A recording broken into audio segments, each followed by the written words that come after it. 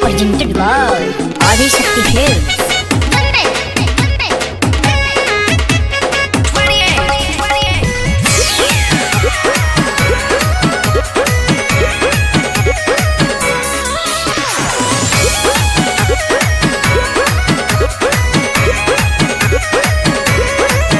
रउआ बाली बंगाल से ले आवे के बाद हमरा बिंदिया इंडिया हिलावे के बाद रउआ बाली बंगाल से ले आवे के बाद हमरा बिंदिया इंडिया हिलावे के बाद रेट होके जवना के खूबे बढ़ चढ़ के हथवा के चूड़ी सैया चाही चंडीगढ़ के जदी लेके नहीं आई बता करब झगड़ा हे धनी हो कि हम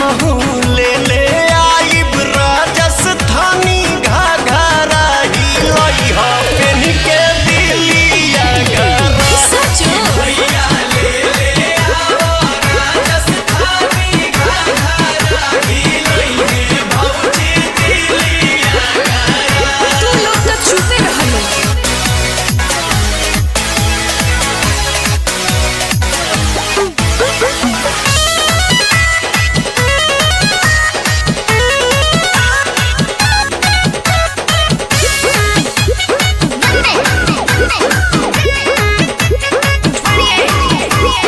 गजिया बात के गजरा चाही गजरा कानपुर के पैजनिया पटना के चाही चलूंगी दहिया तूर के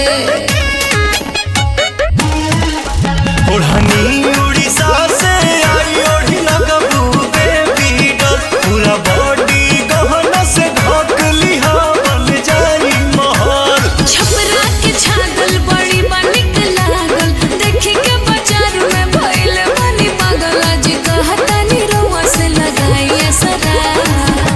हे धनी हो का कि हम ले ले आइब राजस्थानी घाघरा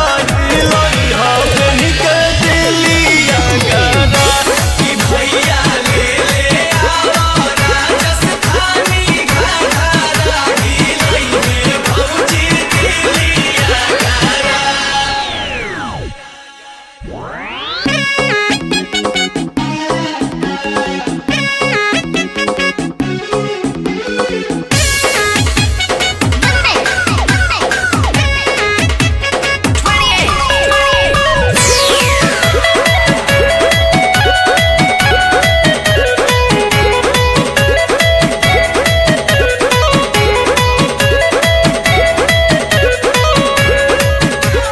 आखिरी छाला गलबा दिलवा में ई खाली